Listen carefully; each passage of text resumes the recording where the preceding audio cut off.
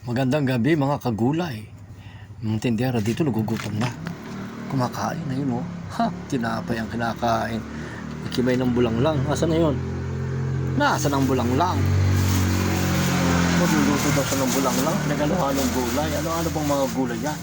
Ito mga sa akin mga dahon na kung ano yan. Ano dahon niya? Merong alugbate.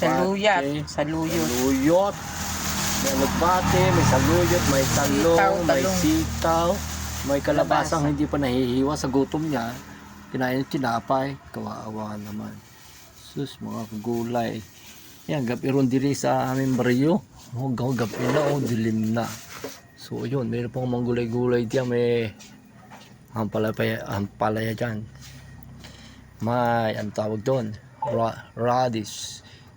Japanese radish. Ay, radish. Cucumber pala.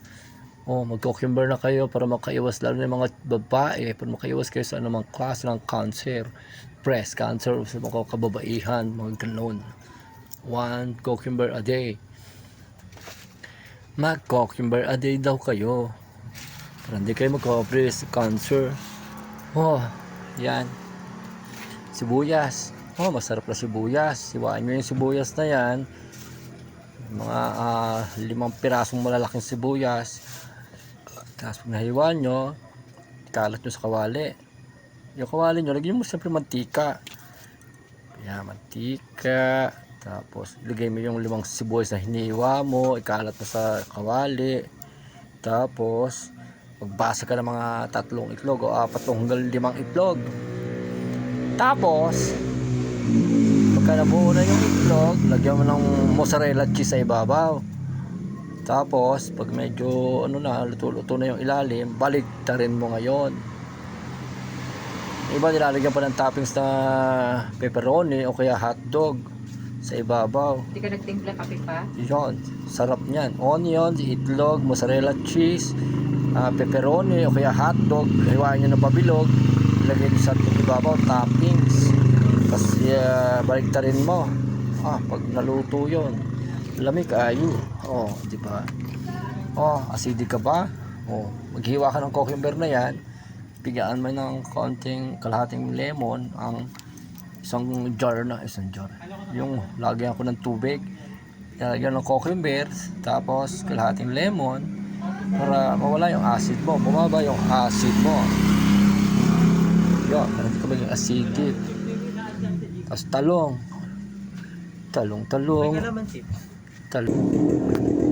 So ayan, naputo lang natin, may customer na bumili. May malunggay kayo dyan, malunggay leaves, pati yung mga tangkay-tangkay. Pakuluan nyo sa isang kalderong tubig, tapos lagyan nyo ng ilang hiwang luya. Yan ang inumin nyo sa umaga, green tea. Pampaganda ng kutis yun, tawag doon, pampabata. Oh my God, young at heart. So ayan guys, marami pang mga kagulay dito. Kagulay, may nakita ko na bunch. Hinimay-himay ito, hinimay-himay. Tapos inilublob sa mandali sa kumukulong tubig. Tapos meron siyang kalahating kilong giniling. Nilagyan ng mekos-mekos, sibuyas, nilagyan ng sibuyas yung giniling, bawang, asin, paminta, yung pampalasa. Tapos nilagyan ng konting cornstarch or harina, nilamas-lamas, itlog, minasad-masad yung giniling na kalahating kilo na nilagyan ng mga kung anong mga ingredients. Tapos binalot niya dito dito sa Baguio Pechay. Tapos tinusukan ng tawag doon, toothpick para hindi bumuka. Tapos in-steam nga. Wow, lamig kaayo. Simple. Meron na kayong siomai na binalot sa Baguio Pechay. Ano pa? Kalain nyo, Baguio Pechay naging siomai. So yan, yung mga healthy dyan, marami dahon-dahon dyan. May alugbate doon, may alugbate, dahon ng kamote, saluyot, yan. Pag sumasamahan nyo lang yan, lagyan nyo ng talong, okra, kalabasa, o lagyan nyo pa ng kaunting talong, saka yung tawag dyan, yung sitaw, sayote, bulanglang, buleng-leng, bulanglang. So yan kainin nyo, tapos mag half rice lang kayo o 1 cup of rice. Yun, pangpahaba. Sabi nga nila, ang gulay ay pangpahaba ng buhay. So ano pa hinihintay nyo? Maggulay na kayo, maggulay na kayo. So yun, nakakuha kayo ng mga recipe, o sibuyas, saka yung buleng-leng. Ayun buleng-leng, simple pero healthy food. So maggulay-gulay na kayo. Kahit sa ngayon umuulan, medyo mahal ang gulay. Mahal ang gulay, kamatis sa kamatis pa lang ay 200 pesos ng kilo. My God. Ang luya ay pumapatak na ng kulang-kulang 400 pesos ang kilo. Itong Japanese cucumber, ito murang-mura lang to. Dito sa ganitong gulayan, sa mga supermarket medyo mahal ng konti. Merong konting difference dito sa aming tindahan na mas mura naman ang gulay dito. Yan. Compare mo sa, siyempre, supermarket yun mas mura dito sa ganitong talipapa style, pero maraming gulay. Ang gulay dito ay everyday dinideliver early in the morning. Pag naubos sa umaga, merong repeat order in the afternoon. Pero ang gulay ay laging sariwa. Dito lang yan sa Aguila Vlog TV Store dito sa Barangay Backstate, Alfonso, Cavite. So ano pa hinihintay nyo? Giniginaw ka, magkape ka dyan. Gusto mo ng kape? Ayun, may apple din doon. Pagtapos hindi, ang prutas daw ay kinakain 30 minutes before meal. Bawal kumain ng prutas after meal. Dapat 1 hour or 30 minutes before meal tsaka kumain ka ng prutas. Ganoon din ang tubig. Kung ikaw ay kakain, may plano kang mag lunch break ng 12 o'clock, ng 11:30 pa lang uminom ka na ng tubig. 30 minutes before uminom ka na ng tubig, kasi during meal hindi tayo pwedeng katapos kumain iinom ng 2 basong tubig. Nakapagpahina ng metabolism yon. So dapat uminom ng tubig ay 30 minutes before meal, tapos after meal yun 15 to 30 minutes din after meal, tsaka ka uminom ng maraming tubig. During meal yun, para sip lang, wag lang mabulunan. Tapos palipasin mo yung 15 to 30 minutes, tsaka ka uminom ng maraming tubig para hindi humihina ang ating metabolism. Yon. Ganun kasi. Ganun talaga ang magugulay. May konting tinapay din naman dito, may kape, may mga biscuits dyan, may mga ingredients dyan. Ayan. Yon. May mga din doon, juice, lahat na lang. Yan. Yan. Yan, itlog. Malakas na malakas dito ang itlog. So, nagdi-deliver dito si Century Canning. Yan, meron din dito si Sapi. Si Alaska, nagdi-deliver na rin dito. Yan, si Magnolia. Star Margarine, mga dairy cream. Ayun, Magnolia cheesy. Kahit paano, merong konti. Maraming Coca-Cola dito. Yan, yung tubig na yan, malakas din yung tubig namin yan na Brembix from Tagaytay City. Yan kasi purified water. Pwede yan sa bata. Yung iba, pag walang mabiling Wilkins, ayun, may Wilkins doon. Yung purified water na yan ay ginagamit din pang dede ng bata.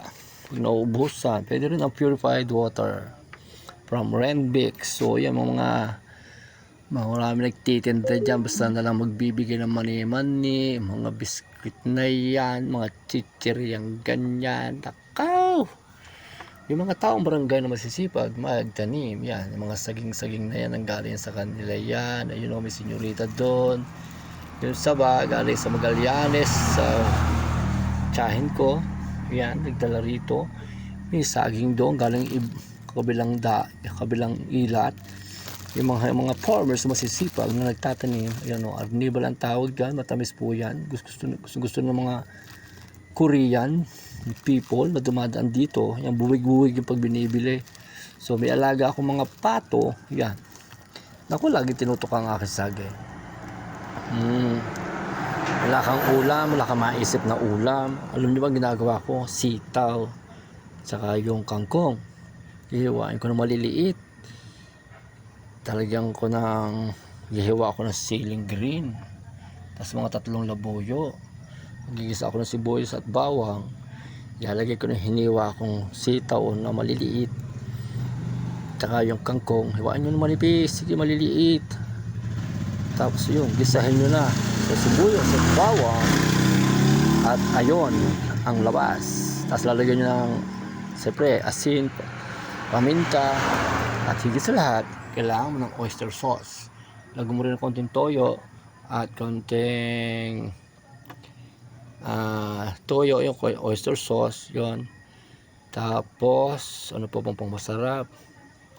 Kung mo para mabumango, lagyan mo ng konting 2 dahon ng laurel at damihan mo ang sibuyas na pula para malasa ang iyong inadobong kangkong at sitaw. Gusto mong haluan ng konting baboy, maghiwa ka ng baboy na maliliit, parang menudo size, mas maliit pa sa menudo. Sagin mo, isama mo doon sa kangkong na hiniwa mo ng maliliit din. Naka, sabi sa inyo, simpleng ulam pero makakakain na tayo ng masarap. O, di ba? Yan, si ampalaya o kaya si talong. May nakita ako kumuha ng 2 talong, medyo malalaki. Yan, matabang talong like this. Yan, talong. Si talong ay hiniwa ng pabilog. Tapos nagpainit siya ng kawali. Tapos nilagyan ng mantika. Tapos nilatag na yung hiniwa niyang talong doon sa kawali yung pinainit niya na may mantika. Tapos binasagan niya ng itlog, 2 o 3 itlog. Aba, sinabi sa inyo, tortang itlog, tortang talong na hiwang pabilog. Tapos yun, lagyan ng asin at paminta, garlic powder. Depende sa inyo kung ano yung mga pampalasa na gusto ninyo para sumarap ang inyong tortang talong na hindi nyo na kailangan mag-ihaw o maglaga ng talong. Hihiwain nyo lang siya ng pabilog at ilalagay nyo na sa kawaling may mantika. Tapos basagan nyo ng 3 itlog. Tapos budburan nyo na ng asin at paminta. Kung ano man ang mga gusto nyo pampalasa. Tapos baligtarin mo. Parang ano yan, parang pizzang talong. Yan. May nakita naman ako, nagluto rin. Meron yun, ang ampalaya ngayon medyo maliliit. Yan, pumili kayo na medyo malaki-laking ampalaya, medyo mataba. Luwain nyo rin ng pabilog na ganon, mga ganyan, mga 1/2 inch. Tapos linit ka naman ng kawali, lagyan mo ng mantika. Tapos ilagay mo na rin yung ampalaya mong hiniwa mo ng pabilog. Siyempre tatanggalin natin yung gitna, mga buto-buto tsaka yung maputi-puti, tatanggalin natin yon. Tapos ilalagay mo rin siya doon sa kawali na naka-ready na. Ilalatig mo siya na hanggang sa mapuno yung puwit ng kawali. Tapos ayun, ang ginagawa nila, may malalaki ang ampalaya. Yung butas na yon ng ampalaya ay lalagyan mo ng itlog. Yung buo sa butas na, yung itlog na, yung pula ng itlog, yung dilaw ng itlog, lagay mo doon sa butas ng ampalayang bilog-bilog. Tapos yung iba, binate. Kung nagawa mo ay 10 bilog na ampalaya na medyo malalaki, nilagay mo yung pula o yung dilaw sa gitna ng butas ng ampalaya. Tapos the rest, yung nagbati ka ng mga 2 itlog. Tapos yun, isasabaw mo na lahat hanggang sa mabuo ang ampalaya na may itlog. Nilagyan din sila ng iodized salt at saka ng ground black pepper.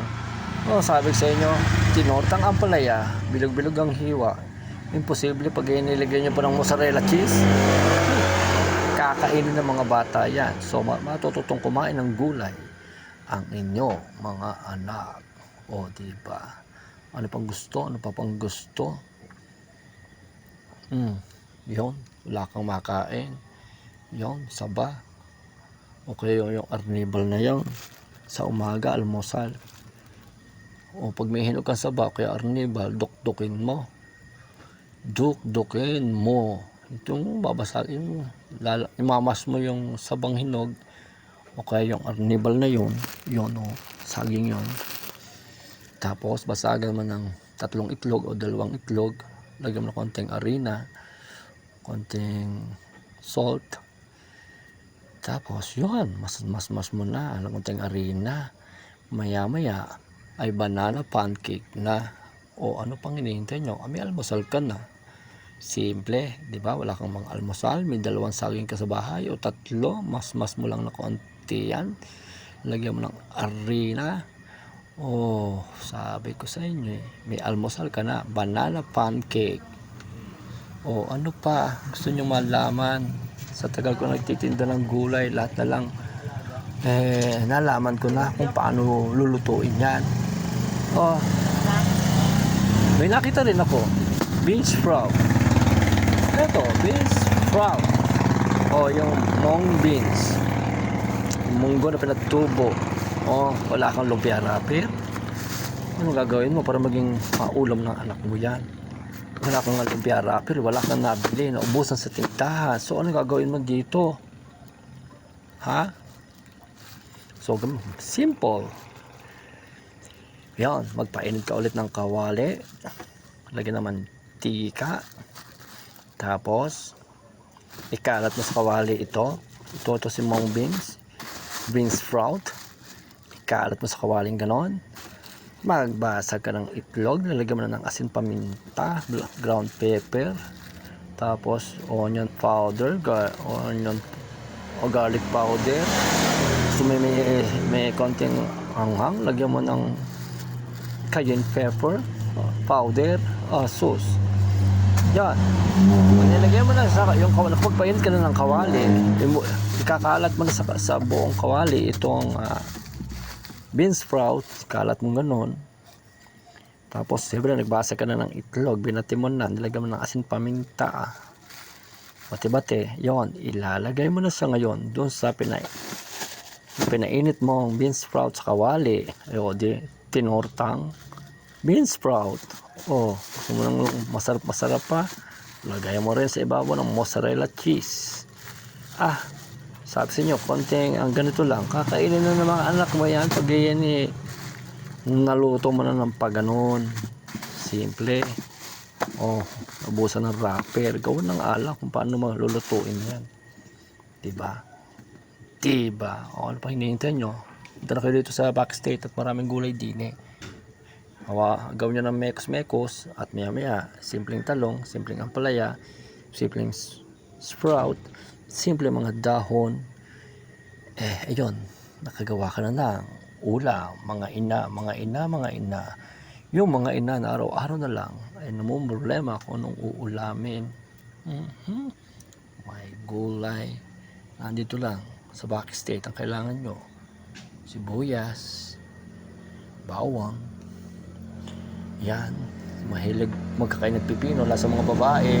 Sabi nila, 1 cucumber a day to prevent any type of cancer for women. So ayun, 1 pipino a day daw. Magkakain kayo, mga babae kayo. Yan. Mahilig magluto-luto doon, sabaw-sabaw. Meron doon lomi, may pasit doon. Meron doon sopasin, may pasit canton. Yan, mahilig sa Lucky Me, meron din dyan.